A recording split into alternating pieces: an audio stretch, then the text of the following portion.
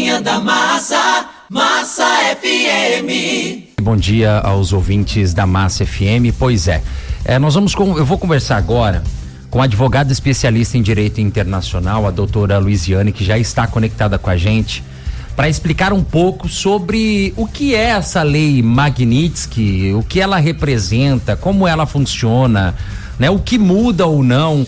Bom, doutora, eu quero agradecer a sua participação aqui com a gente. Muito bom dia, obrigado, viu, pela sua disponibilizar do seu tempo para falar com a nossa audiência e explicar, né, para os ouvintes da Massa FM, afinal, o que é essa lei que penalizou o ministro do Supremo Tribunal Federal. Bom dia e bem-vinda à Massa FM.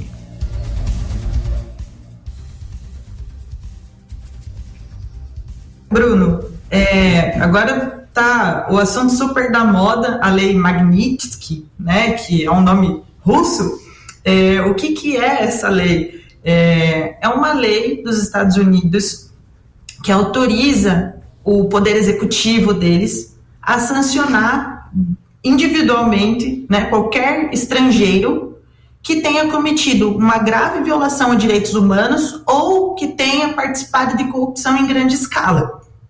É uma lei de 2012, né, que veio em resposta à morte de um advogado russo que denunciou corrupção e teve uma morte bem lamentável, e a partir disso foi começada a utilizar essa lei para responsabilizar pessoas de qualquer país, né? Então, em 2016, eles fizeram um grande ato Magnitsky, né, que foi colocar isso em proporção internacional. Então, a partir de 2016, os Estados Unidos começou a utilizar isso para qualquer pessoa que tenha, que seja uma ameaça, né, e que pratique violação de direitos humanos ou corrupção. Certo. Doutora, quais as punições efetivas, né? A gente entendeu um pouco, então, da origem da lei Magnitsky e quais são as punições que a pessoa sofre. No caso, o ministro Alexandre de Moraes passa, então, a sofrer a partir deste momento em que os Estados Unidos decidem aplicar essa lei contra ele. O ministro Alexandre, assim como alguns outros ministros do STF, eles já tiveram o visto retido, né? Então, eles não podem entrar em território estadunidense. Mas, para o Alexandre de Moraes, especificamente, ele tem bloqueio dos bens nos Estados Unidos, proibição de entrada, né? E a proibição de transação financeira com instituição americana. E aí é que entra o pulo do gato. O que aconteceu? Eles chamam isso de estrangulamento financeiro, porque ele não só não pode transacionar com essas instituições financeiras, como as instituições financeiras não podem conceder crédito para ele. O que significa isso? Na prática, ele não pode usar o cartão de crédito, Visa, Master, Diners, American Express, né? Por quê? Porque se essas instituições financeiras concederem fundos ou transacionarem com ele, né? Continuarem ali, mantendo ele como cliente, essas empresas também podem sofrer sanções. Então, o que acontece é que tem um efeito direto no ministro, mas também tem um efeito indireto para pressionar outros agentes, né, outras empresas americanas a não se relacionarem com o ministro. Uhum. Ou seja, então ele passa a ter aí suas transações bancárias impedidas, ou seja, ele perde a conta, ele perde cartão de crédito, ele vamos usar aí os aplicativos Netflix, YouTube, conta da Apple, se ele usa celular Apple. Então tudo isso, todas as empresas, todos os serviços que têm origem, partem de uma empresa americana, ele passa a ser banido por completo. Isso, ele não pode utilizar, né? E quem continuar sendo parceiro dele também vai sofrer penalidades por parte do Departamento de Tesouro americano.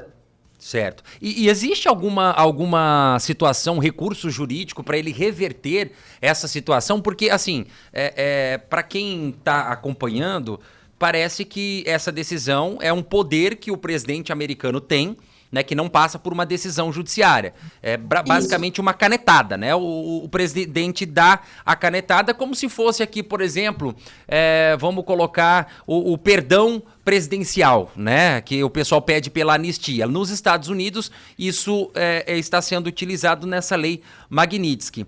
Há uma situação de recurso judiciário, o ministro pode tentar reaver essa situação? Eu brinco que essa lista é como se fosse um Serasa, né? Você está impedido ali, está negativado. Existe não exatamente um recurso judicial, né? Você tem qualquer cidadão que ingresse nessa lista dos sancionados, ele tem o direito de petição, então ele pode fazer um pedido de reconsideração que vai para o escritório de controle de ativos estrangeiros, que é controlado pelo Departamento do Tesouro. E o que vai acontecer? Ele redige esse recurso, esse pedido de reconsideração, e lá ele coloca todas as evidências, todos os documentos e tudo aquilo que presta a provar que ele não participou de um ato de corrupção e também não violou direitos humanos, né? Ele, especificamente, determinaram que ele estaria incorrendo em violação aos direitos humanos por conta de uma perseguição política ao ex-presidente Jair Bolsonaro,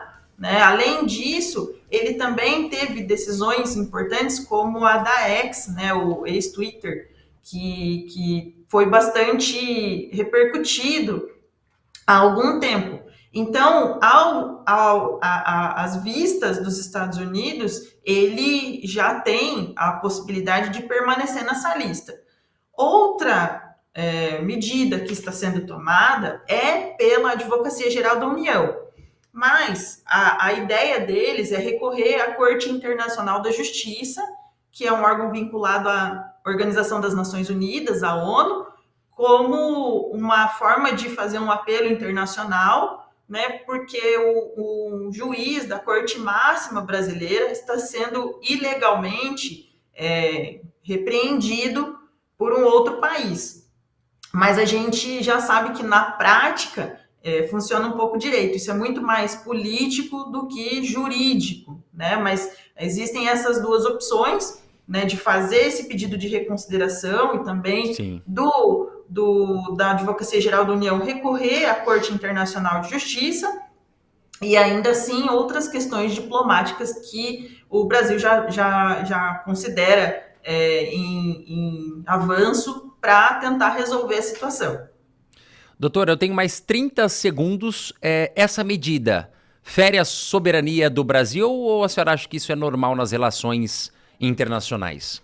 Bom, isso já aconteceu em vários outros países, com várias outras autoridades. Essa lista tem mais de 650 nomes, né? Então, existe a linha de que isso fere a soberania nacional, porque é um outro país tentando intervir na política ou no judiciário nacional brasileiro, né? A partir do ponto que a gente entende que o ministro não tomou nenhuma decisão ilegal, que ele não afrontou as leis brasileiras, né? A gente pode compreender isso como um ato que fere a soberania brasileira, sim. Mas tem discussão para os dois lados, né? Certo. Doutora Luiziane, eu quero agradecer a sua participação. Obrigado, viu, mais uma vez. Importante a gente explicar isso para a nossa audiência, entender e na prática como a lei Magnitsky funciona, né? Mais uma vez, muitíssimo obrigado pela sua participação. Muito obrigada, Bruno. Um bom dia a todos. Bom dia, bom dia.